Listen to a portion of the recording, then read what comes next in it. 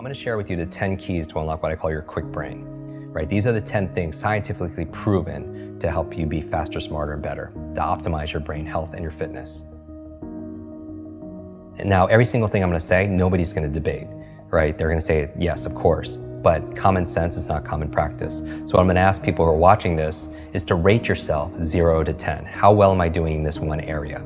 Like in terms of how I'm eating or exercising or something. And then you'll notice, everyone wants to know what the magic pill is. There's no magic memory pill. They're magic memory processes, right? If everyone wants to know the one silver bullet, you have to do all of these things because that's what falls within the focal point, meaning the 80-20 rule, the 20% that gives you 80% of the results and the rewards. So really fast, the 10 keys for unlocking your quick brain. Number one is good brain food, all right? Good brain food, because you are what you eat. What you eat matters, especially to your gray matter. There's certain foods that are really good for your brain, and you probably eat most of these foods as you are, because I know you're very... Blueberries, yeah, all like blueberries is like, I call them brain berries, and avocados and the good fats and all of them. So there's 10 of them that I recommend, and so they're really excellent. They're very neuroprotective and such, including dark chocolate. So dark chocolate is good. What's good for your mood is generally good for your mind. But so a good brain diet is number one. So just rate yourself on a scale of 0 to 10. How good is your diet? All right, number two is killing ants. Automatic negative thoughts, your self-talk. And so what I would recommend people, 0 to 10, how's that feel? How well are you doing? And not only that, but maybe going on a little fast or a cleanse. Like we cleanse the food we eat and things we put in our body, but what about the thoughts that we're putting in our body? Try to do 30 days of no negative thoughts. I mean, yeah, one day. Or not complaining or something right, like no that. Complaining challenge, because it's just, again, people get so addicted to these things like, complaining, and whatever you're rehearsing, you're literally rewiring your brain to get more of that. It's not law of attraction. There's a law of action that's going on. That makes it, because all behavior is belief driven. And so you're wiring your brains to be really rehearsing those things. That's why they say that the fearful person dies 1,000 times, like a coward dies 1,000 times in their mind, and non-coward, like a brave person dies just once. Because every time you're rehearsing, oh, I'm scared of public speaking, you do it over and over again, not only do you get the fear of it every single time, because your mind doesn't know the difference between something you vividly imagine and something that's real. Literally, if you were to put on a brain sensing device, the same parts of your brain that would light up if a dog walked in, you see what parts of your brain lights up, and if you imagine that dog walking in, the same exact parts of your brain will light up. So the mind doesn't know the difference. It's the most powerful tool you have is your imagination. Our thoughts are things, and it's activating our imagination. So, don't do it to rehearse your fears and the things that are negative, right? Only have thoughts of things that you want to really happen. Okay. So the third thing, exercise. Okay. People, really, we know.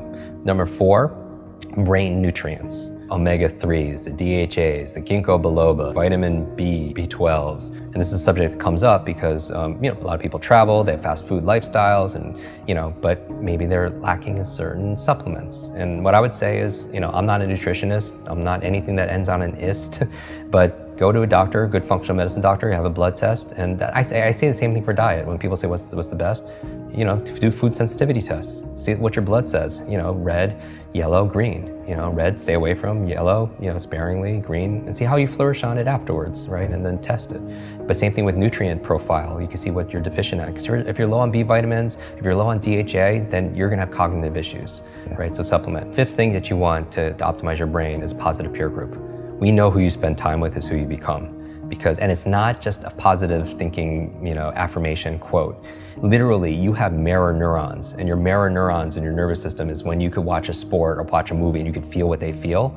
It's what or you have empathy for other people. We're always imitating people, right? And so who you spend time with is who you become, because you're imitating their habits, their behaviors, their thought patterns, and everything. So that's why they say you're the average of the 5 people you spend the most time with, right? If you're around 9 broke people, you're gonna be the 10th, right? Like you hear these things all the time, but it's not just your biological networks or your neurological networks, analyze your social networks, right? Because whether or not you smoke has less to do with your neurological networks and more to do whether or not your friend's friend smoke. Okay. Is gonna have more of an influence. 6th thing for your brain, clean environment. We know a clean environment is good for your brain. At an anecdotal level, when you clean your desk or you clean your laptop off, you have clarity of thought, right? But I don't just mean that, I mean clean air, clean water, because there's a lot of pollutants that's not good for your cognition, right? Okay. So from there, we have number 7, sleep. This is a big one for so many people. Sleep is so important for your brain for 3 reasons. Number one is where you consolidate short to long-term memory. Everyone who pulled an all-nighter back in university, that hurt you because you need that sleep. Number 2, it's where you clean out the plaque that could lead to brain aging challenges.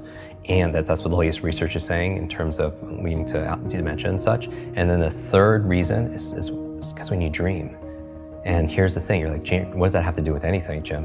It's like, you don't know how many amazing ideas and invention, literature, works of art came in dream states. Like, did you know, like I mentioned Mary Shelley, here in London, Frankenstein came to her in a dream. Paul McCartney came up with Yesterday in his dream. Like a chemist came up with the periodic table in his dream. Elias Howe created the sewing machine in his dream, right? Like, what are you dreaming about late at night? Because when you are working all day and you're learning all day, your brain doesn't shut off at night. At night, it's more active.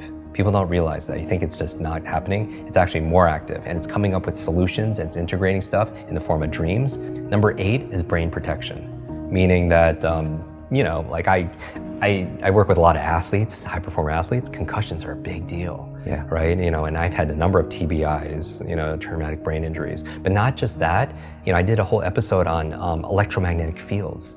Like, people don't realize that like our smart devices, like our brains didn't really evolve to have like all this electricity like right by our brains, And I read recently that 90% of kids sleep with their phones underneath their pillows.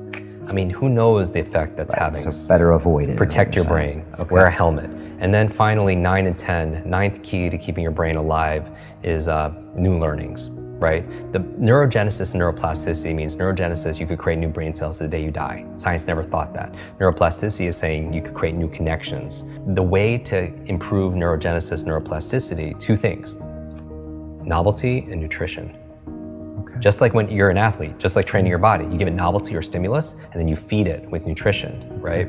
And so that's how you build your mental muscles too. Finally, number 10, stress management. Stress management, meaning people don't realize it because it's invisible, but it's like you don't realize how much stress you're under until you're on vacation or you're getting a massage. You don't realize because it's all there all the time. It's like the fish that they don't see the water because it's there all the time. So what are we doing to cope? Meditation, relaxation, massage, yoga, whatever it is that gets us stressed.